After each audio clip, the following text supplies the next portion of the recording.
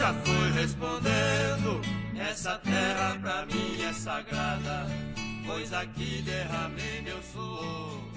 Minha honra será sepultada. Durante a pesquisa de campo que resultou na minha monografia, ouvi de diversos interlocutores que tinham um certo receio, uma tensão com a presença de pesquisadores, pois muitos vinham, recebiam atenção na forma da partilha de um teto para dormir, um prato de comida, água fresca ou mesmo de entrevistas e respostas a formulários. E depois esses mesmos pesquisadores iam embora e não forneciam nenhuma devolutiva, nenhuma notícia dos resultados. Tentando romper com esse ciclo, botei no cronograma de pesquisa que disponibilizaria o meu texto em áudio. Mais recentemente, com alguns desdobramentos da pesquisa, a exemplo das publicações em jornal, percebi que era necessário mais disponibilizar conteúdo formativo e informativo sobre a comunidade calunga e sobre a questão agrária, da maneira mais abrangente possível. Comecei pela reportagem da agência pública, na qual participei como pesquisador de campo. Depois foi a vez do livro clássico de Mari Baiocchi sobre o achamento da comunidade calunga nos anos 80 e do livro de Aldo Soares, que conta a história institucional da luta pela terra promovida pelos calungas. Por fim, um dos desdobramentos diretos da minha monografia,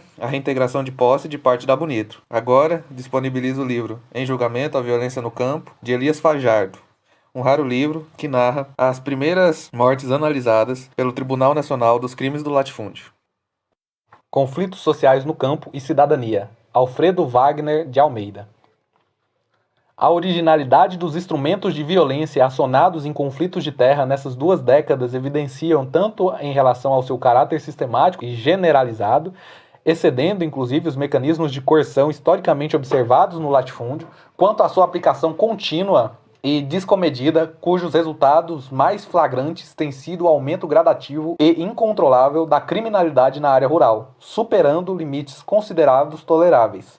Deriva ela não de impulsos irracionais, como às vezes possam deixar transparecer as sucessivas chacinas e os casos de massacres em que indígenas e famílias inteiras de trabalhadores rurais são dizimados, mas de artifícios urdidos, convenientemente delineados e refletidos, constituindo-se não raro em estratagemas próprias de um intenso processo de concentração da propriedade de terras. Mesmo dispondo de dados estatísticos fragmentários, porquanto os registros criminais têm sido de pouca valia na composição de quadros demonstrativos acerca de atos de violência em conflitos de terra, constata-se que já existe uma razoável base quantitativa e um elenco de descrições das ocorrências relativamente consolidado, permitindo asseverar que, de maneira concomitante à elevação dos índices de criminalidade e violência no meio rural, registra-se um aumento do caráter ostensivo dos crimes. Segundo estatísticas produzidas no âmbito do Ministério da Reforma Agrária e Desenvolvimento Rural, verifica-se que no decorrer de 1985 até 1987 foram inventariadas cerca de 3.000 situações de conflitos de terra. Abrangem uma diversidade de antagonismos e confrontação, de interesses concernentes não apenas à dominialidade, mas também às relações de trabalho e à circulação dos produtos agrícolas, configurando zonas críticas ou de tensão social. A tendência à concentração e o uso indevido da terra pelo latifúndio mostra-se acompanhada por um aumento generalizado dos conflitos sociais e dos índices de violência, definidos pelo emprego da força e pelo recurso a constrangimentos físicos e morais. Os atos de violência compreendem homicídios dolosos, ferimentos, lesões graves, roubo à mão armada, etc.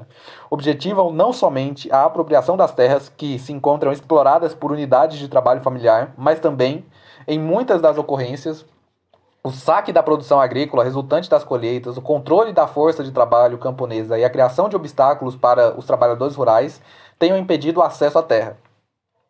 Atualizando-se esse quadro de arbitrariedades, constata-se, de acordo com as fontes mencionadas, que durante os anos de 1985 a 1986 registraram-se 558 ocorrências de morte em disputas de terra e mais de dezenas de casos em que trabalhadores rurais envolvidos nesses litígios permanecem desaparecidos ou com seu paradeiro ignorado, consoante denúncias de seus grupos familiares junto aos órgãos competentes. Compreendem 550 casos de homicídios dolosos e 8 casos de suicídio. Daqueles, 494 ocorrências em torno de terras públicas e privadas e 56 envolvendo situações de entrosamento de terras indígenas. Observa-se que pelo menos 2/3 dos homicídios vitimaram trabalhadores rurais. Esses casos de assassínios distribuem-se por diferentes unidades da federação e assinalam regiões emolduradas no quadro geral de conflitos e tensão social, que se localizam tanto em áreas de ocupação recente quanto naquelas de colonização antiga. Não obstante, constata-se uma maior recorrência nas regiões amazônicas, alcançadas pelas frentes de expansão. Em meados de 1986, o MIRAD e o INCRA não se mostravam mais capazes de gerar iniciativas que rompessem com o imobilismo e com os entraves colocados pela Contra-Reforma Agrária. A recusa à proposta do Plano Nacional de Reforma Agrária, aprovada pelo 4º Congresso Nacional dos Trabalhadores Rurais, realizado em Brasília entre 25 e 30 de maio de 1985, foi seguida de outra recusa, mais paradoxal, do governo Sarney. Aquela do não cumprimento das tímidas metas previstas pelo seu próprio plano, ou seja, o primeiro Plano Nacional de Reforma Agrária, consonante no decreto número 91.766, de 10 de outubro de 1985, as desapropriações por interesse social foram reduzidas e tendo seu caráter redefinido por negociações e acordos com latifundiários. As intervenções emergenciais em áreas de conflito foram desativadas. Passou-se implicitamente a endossar as formas de dominação pela força bruta, acionadas comumente por latifundiários e grileiros. Em decorrência, as próprias estatísticas acerca dos conflitos de terra, produzidas em 1985 e 1986 pelos órgãos oficiais competentes, não foram mais elaboradas e sistematizadas para divulgação ampla. Incorre-se numa omissão do reconhecimento dos conflitos característica daquela dos órgãos fundiários do período ditatorial. Assim, os dados disponíveis sobre homicídios em conflitos de terra no decorrer de 1987 são aqueles trazidos a público por entidades confessionais, como a Comissão Pastoral da Terra, associações voluntárias, como a Campanha Nacional de Reforma Agrária. Tais estatísticas referem-se tão somente a trabalhadores rurais vitimados e perfazem um total de 95 assassinatos ocorridos em 1987. Criminalidade organizada e impune. Contrariando disposições e regras que tradicionalmente têm sido acatadas no meio rural para disciplinar antagonismos, as quais são classificadas por estudiosos como constituindo um código de violência específico apoiado em direitos consuetudinários que regulam, dentre outros, crimes de honra, brigas de família, dívidas de sangue e casos de banditismo, tem-se um conjunto de assassinatos praticados de maneira ostensiva, sem atender mesmo para as cautelas elementares que caracterizam aquelas ações que infringem normas legalmente instituídas. Além de serem frequentes os casos de duplo homicídio, exterminando mais de um indivíduo por grupo familiar, com um declarado propósito de afetar a administração e a composição da força de trabalho das famílias camponesas, destaca-se que os assassinatos são cometidos em lugares de trânsito intenso de pessoas, em coletivos, em barcos, em rodoviárias, em mercados, em feiras e em praça pública. Parece não haver cuidados maiores com as testemunhas oculares ou com a identidade dos que perpetram semelhantes atos.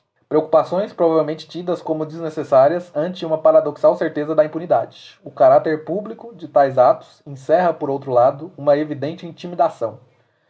A disseminação do medo e de um certo pânico representam, pois, corolário previsível, porquanto a impunidade expressa, sobretudo, uma manifestação de poder para além daqueles legitimamente constituídos. Acompanham essas características os requintes de perversidade com que os crimes são cometidos e inúmeras outras formas de constrangimentos físicos, tais como espancamentos, lesões corporais, tortura, estupro, degola e lixamentos.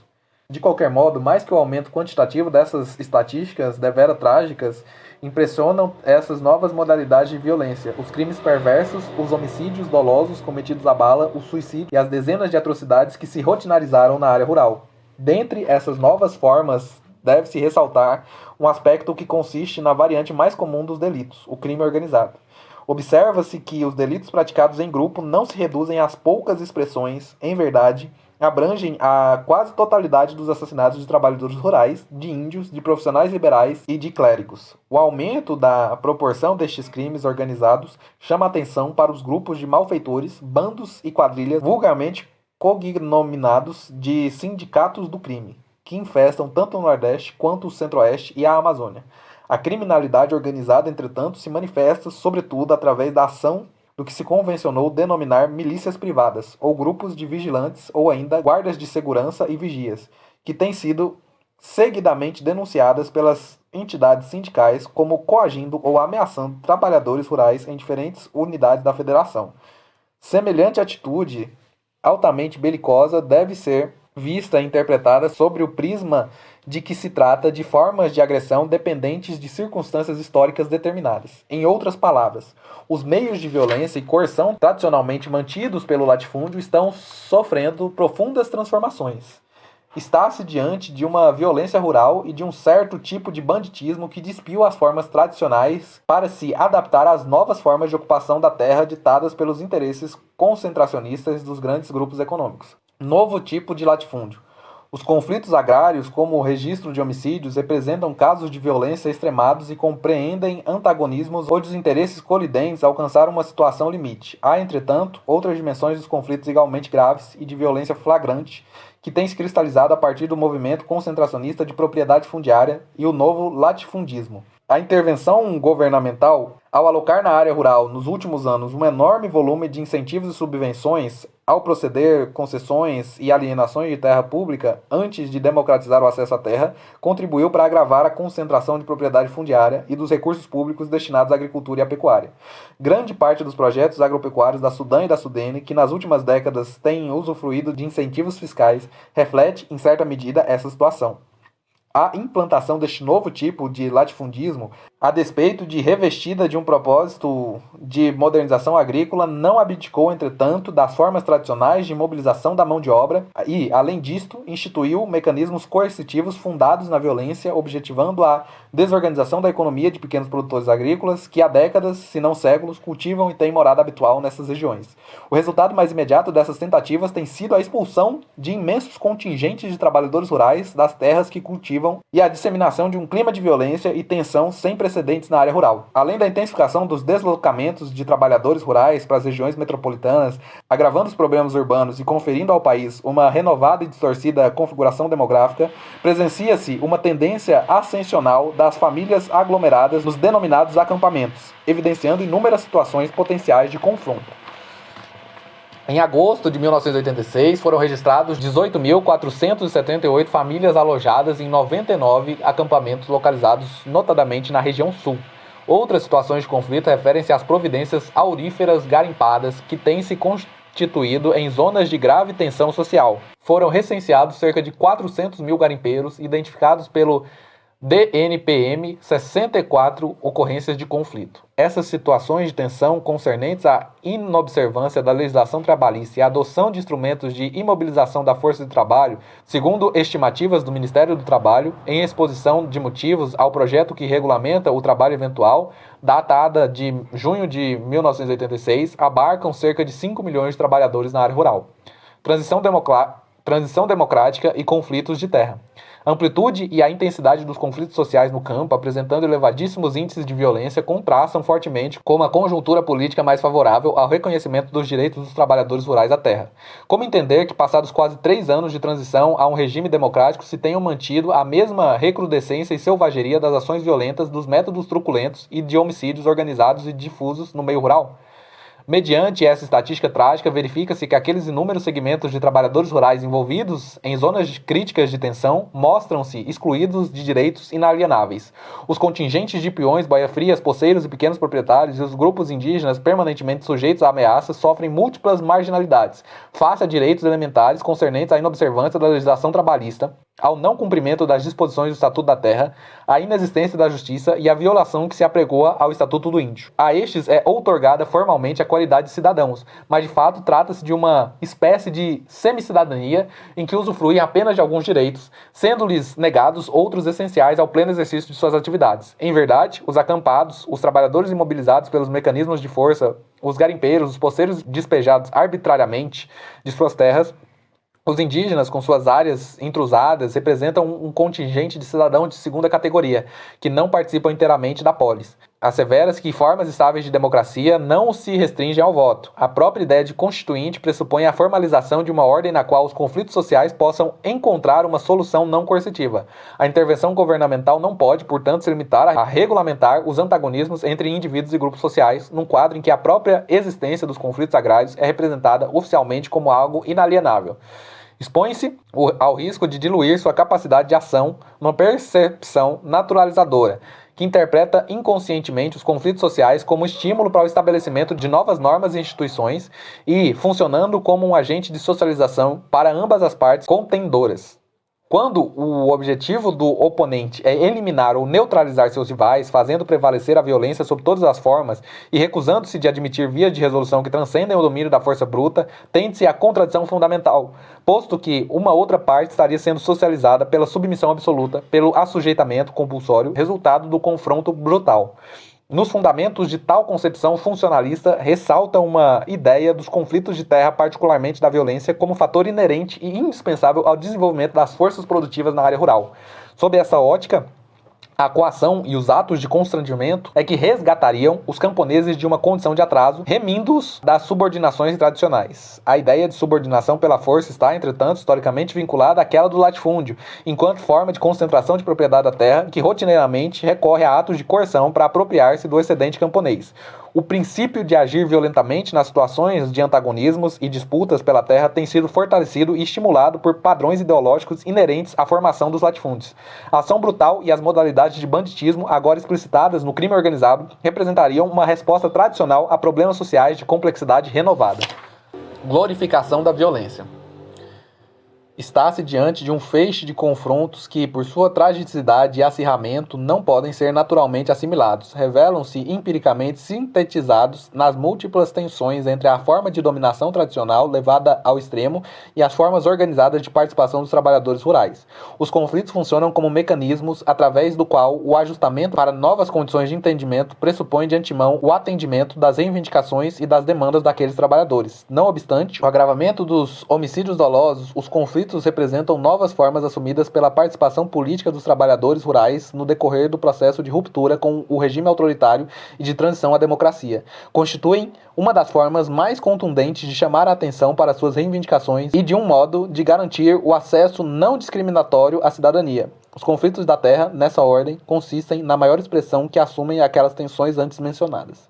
A mobilização dos trabalhadores rurais pelo acesso à terra enquanto direito consoante a uma condição de cidadania plena passa também pela necessidade do Estado impor um preceito legal que escapa ao mesmo princípio da dominação naturalizada que elaborou, qual seja, os direitos particulares da propriedade da terra encontram-se legalmente subordinados à obrigação social do cultivo e utilização econômica plena.